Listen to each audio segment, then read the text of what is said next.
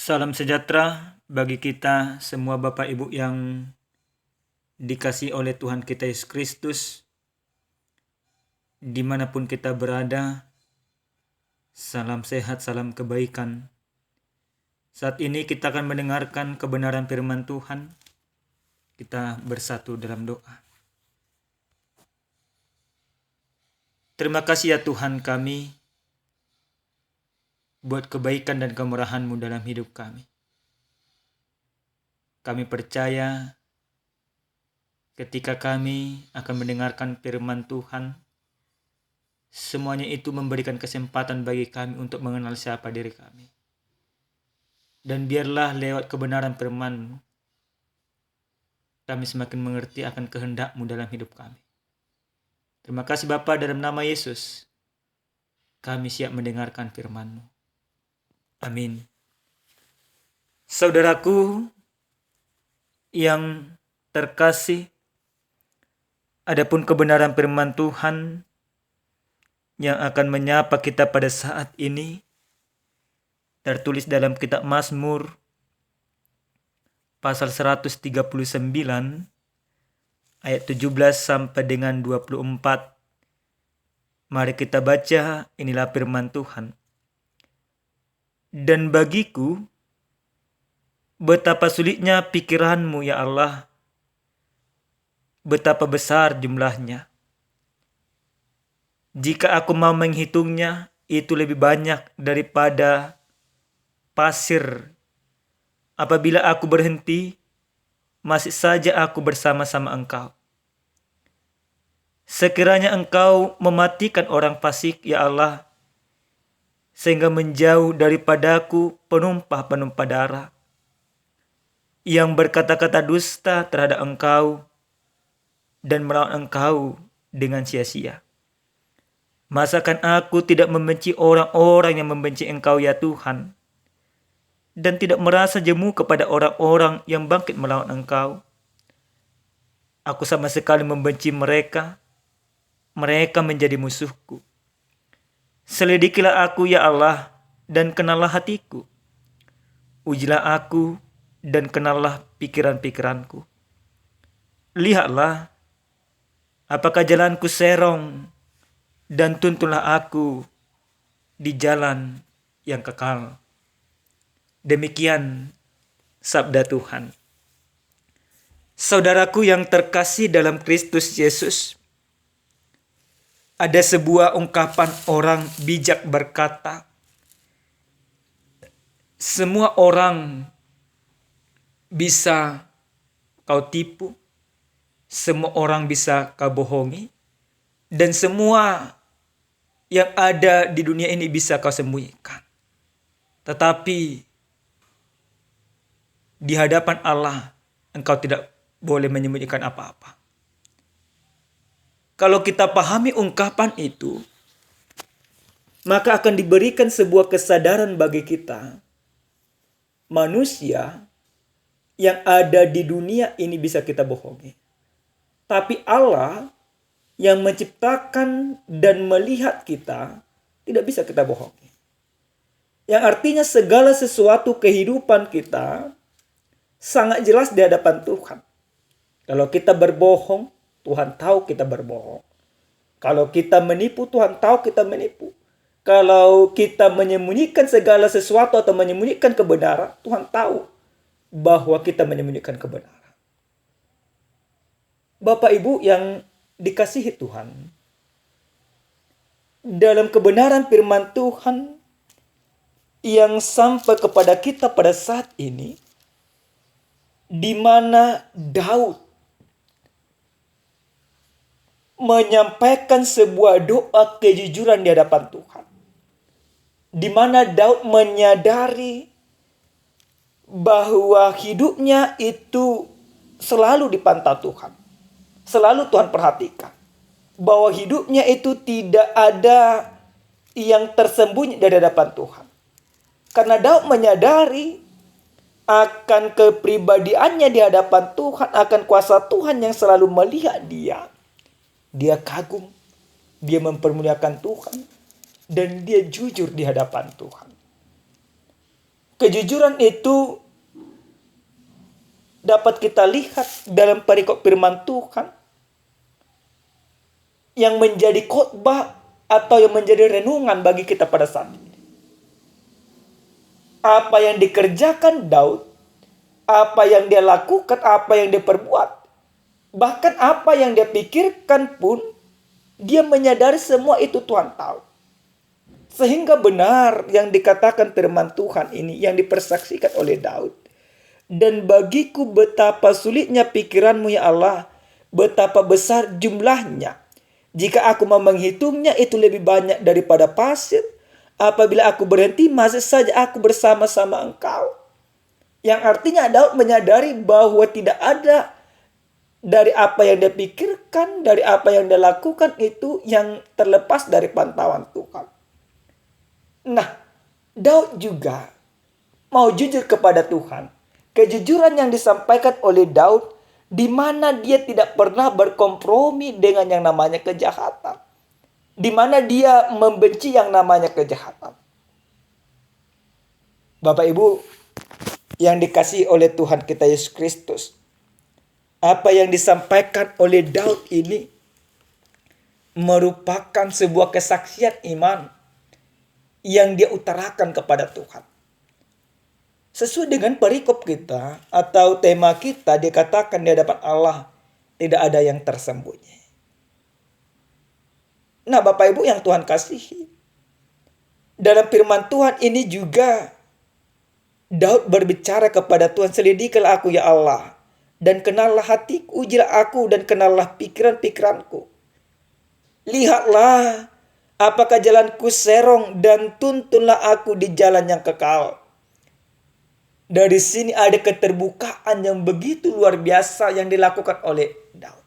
Dia terbuka di hadapan Tuhan karena dia tahu walaupun dia menyembunyikan segala sesuatu, manusia bisa dia bohongi tapi Tuhan tidak. Nah, Bapak Ibu yang dikasihi Tuhan, apa yang menjadi perenungan kita dari firman Tuhan yang sampai kepada kita pada saat ini? Kalau kita mendengar lagu Tiap Langkahku, mungkin kita tahu. Tiap langkahku diatur oleh Tuhan. Nah, pesan lagu itu mau menginformasikan kepada kita bahwa langkah kita sebenarnya Tuhan yang atur. Nah, yang pertama sekali dari firman Tuhan ini kita mau diingatkan bahwa langkah setiap orang yang percaya itu Tuhan atur. Karena langkah setiap orang yang percaya itu adalah Tuhan atur, maka orang yang percaya itu tidak boleh melenceng dari kebenaran firman Tuhan. Karena langkah orang percaya yang Tuhan atur itu tidak pernah Tuhan arahkan ke arah jalan yang salah, tetapi ke arah jalan yang benar. Karena langkah kita diarahkan Tuhan ke arah jalan yang benar, berarti kita menyadari bahwa kita tidak perlu lagi berbohong. Yang artinya lewat firman ini kita mau diingatkan, setiap orang yang percaya, mari introspeksi diri, mari mengenal siapa kita. Apakah langkah kita yang sudah diatur oleh Tuhan ini, kita berusaha menyeleweng dari kebenaran firman Tuhan, melakukan apa yang kita pikirkan dalam kehidupan ini. Tapi lewat firman ini, sebagaimana Daud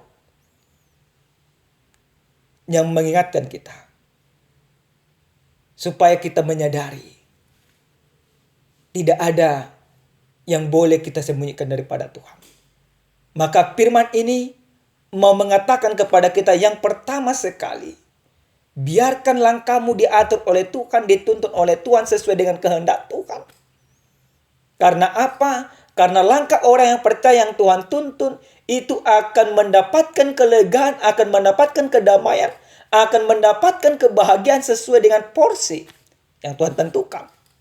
Tentu porsi kebahagiaannya bukanlah yang ada dalam pikiran kita, tapi porsi kebahagiaannya adalah apa yang akan Tuhan berikan kepada kehidupan kita. Itu yang pertama. Yang kedua, Bapak Ibu yang Tuhan kasihi, lewat firman ini kita mau diingatkan yaitu supaya kita introspeksi diri dan retrospeksi diri. Yang artinya kita harus melihat bagaimana kita di hadapan Tuhan.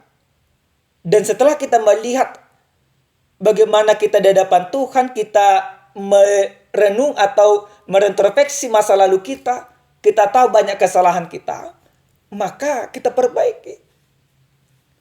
Maka sebenarnya yang dikatakan oleh Daud ini, selidikilah aku ya Allah. Jadi mari kita terbuka kepada Tuhan, biarkan Tuhan menyelidiki kita. Biarkan kita introspeksi diri. Jika selama ini hidup kita masih jauh daripada Tuhan, maka pada saat ini Tuhan mau katakan supaya kita jangan lagi jauh dari hadapannya. Bapak Ibu yang dikasihi oleh Tuhan kita Yesus Kristus, ada sebuah cerita. Ada seorang lelaki yang percaya bahwa dia dipanggil oleh Tuhan, bahwa dia harus melayani Tuhan. Suatu ketika Tuhan menguji dia kesetiaannya. Tuhan suruh dia melakukan sebuah tugas ke suatu tempat yang di luar daripada pikirannya, yang di luar daripada nalarnya. Yaitu ke sebuah tempat yang tidak percaya kepada Tuhan. Nah, pertama sekali ketika dia tahu tempat yang Tuhan suruh untuk dia injili, ada ketakutan, ada ketidaksenangan bagi dia. Karena dia tahu tempat yang akan dia tuju itu, bagi dia itu wajar untuk dimusnahkan. Bagi dia wajar untuk dihukum oleh Tuhan. Karena di sana para penjahat, para perampok, para orang-orang yang melakukan dosa yang menjijikkan menurut porsi dia. Maka apa yang dilakukan oleh lelaki ini?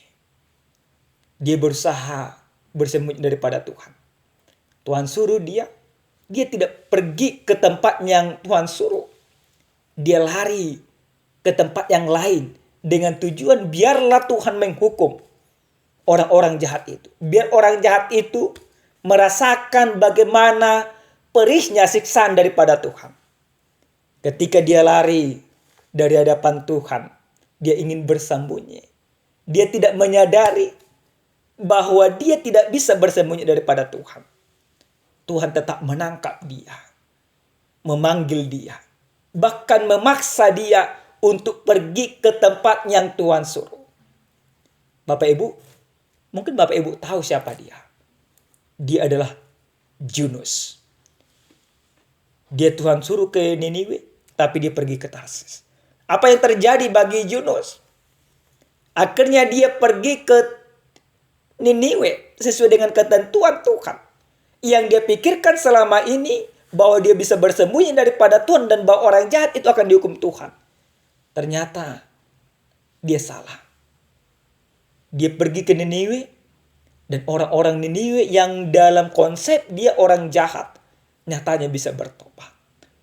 Nah, Bapak Ibu yang Tuhan kasihi, dari cerita Yunus ini bisa kita belajar bagaimana orang atau hamba Tuhan itu atau setiap orang percaya itu ternyata tidak bisa bersembunyi dari hadapan Tuhan. Maka pada saat ini kita mau diingatkan sesuai dengan kebenaran firman Tuhan ini, tidak ada satu pun yang bisa kita sembunyikan dari hadapan Tuhan. Maka lewat firman ini kita mau diajarkan, jangan pernah lagi engkau berbohong kepada siapapun itu. Jangan pernah engkau berdusta kepada siapapun itu, atau sekecil apapun rasa berbohongmu yang ingin kamu sembunyikan. Manusia boleh kamu bohongin, tetapi Tuhan tidak. Karena yang menghukum kita bukanlah manusia, tapi menghukum kita oleh karena keberdosaan kita adalah Tuhan. Maka takutlah kepada hukuman yang akan Tuhan berikan. Kalau kita takut kepada hukuman yang akan Tuhan berikan, maka jangan pernah engkau berbohong. Jangan pernah engkau berdusta. Jangan pernah engkau melakukan hal yang tidak benar. Tapi lakukanlah hal yang benar sesuai dengan kehendak Tuhan.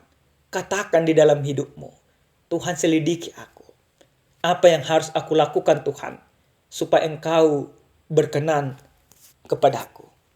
Apa yang harus aku lakukan Tuhan supaya hidupku ini menjadi kesukaan bagimu? Apa yang harus aku lakukan Tuhan supaya aku ini bisa sesuai dengan yang Kau kehendaki? Tanyakan itu Bapak Ibu masing-masing kepada pribadi kita masing-masing. Oleh karena itu Bapak Ibu yang Tuhan kasihi, lewat firman ini kita mau diingatkan bagaimana setiap orang yang percaya itu harus senantiasa melakukan yang benar sesuai dengan kehendak Tuhan. Yang terakhir sekali, ada sebuah ungkapan yang pernah disampaikan oleh Abraham Lincoln. Ketika terjadi peperangan antara Amerika bagian utara dan Amerika bagian selatan. Amerika bagian utara berusaha ingin menghapus perbudakan. Dan Amerika bagian selatan berusaha mempertahankan sistem perbudakan. Maka penasihat daripada Lincoln berkata, "Terpujilah Tuhan, karena Allah berada di pihak utara." Tapi apa jawaban daripada Lincoln menjawab itu? Dia katakan, "Tuan, saya tidak khawatir apakah Allah berada di pihak kita atau tidak. Saya justru khawatir apakah kita berada di pihak Allah atau tidak." Nah, jadi mari kita lihat diri kita sekarang sesuai dengan ungkapan Lincoln itu. Apakah memang yang kita lakukan ini sesuai dengan kehendak Tuhan? Atau justru kita berusaha melakukan kehendak kita supaya dilakukan oleh Tuhan. Tapi orang yang percaya, dia berusaha melakukan apa yang Tuhan kehendaki. Amin, kita berdoa. Terima kasih Tuhan kami buat sabdamu, buat firman-Mu yang kami dengarkan pada saat ini. Ajar kami Bapa untuk senantiasa jujur dalam kehidupan ini, memelihara kekudusan, memelihara kebenaran, dan mengintrospeksi diri kami untuk tetap melakukan apa yang benar sesuai dengan kehendak-Mu. Terima kasih Bapa. Dalam nama Yesus kami berdoa. Amin. Shalom. Salam sehat, Tuhan memberkati kita semua.